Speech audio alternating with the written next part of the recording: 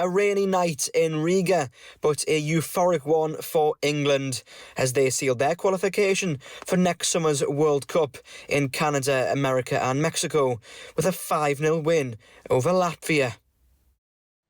England have qualified for the World Cup next summer in North America, with 2 games still to play in their group, and they're also yet to concede any goals in their qualification schedule so far, showing just how far they've come since that friendly loss against Senegal at the City Ground in Nottingham back in the summer. England, though, have turned more of a corner, perhaps in the last few games that they've played, including friendlies. It started with that 5-0 win against Serbia, and perhaps Thomas Tuchel's consistency of selection could be the catalyst behind it. Let's, though, go back to Riga to see exactly how England got themselves to the World Cup for next summer. Newcastle United winger Anthony Gordon was first on the score sheet for England, cutting in off the left wing before firing into the bottom corner. It was Gordon's second goal for England, having also netted against Ireland in the Nations League.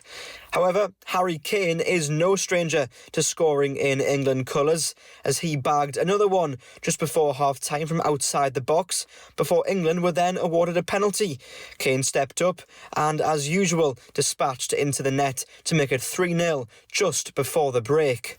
That was Harry Kane's 76th goal for England, extending his lead at the top of the goal-scoring charts. Latvia did have a couple of openings in the second half, but it was 4-0 thanks to an own goal, and then Eberici Eze made it 5 towards the end as he found the back of the net. Overall, quite the night for England to seal their qualification for the World Cup, with Thomas Tuchel responding to comedic chants from the England supporters. Yeah, I got a bit of stick today in the first half. I was almost in every song, so fair enough. Well done, I take it, and good humor, good sense of humor, and accept it.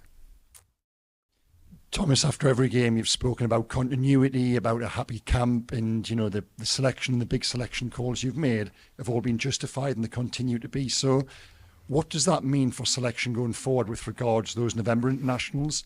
Are you going to bring players back in, and we know the names we're talking about, or does this group now deserve to go again, unchanged if possible? To be very honest, I don't know. I don't know, because now we know that we are qualified. I'm not so sure if this changes anything in the nomination process.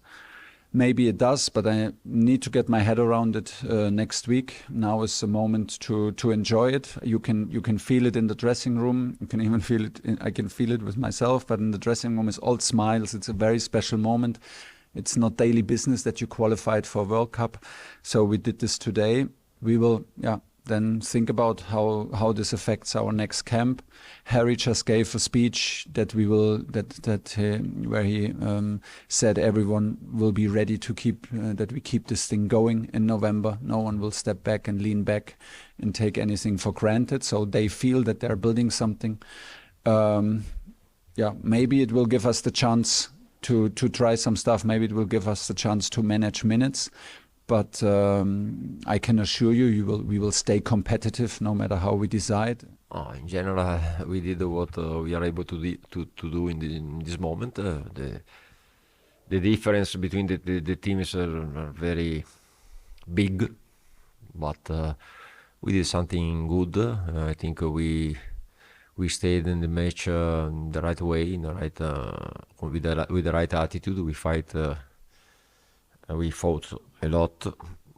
We also created some small opportunity.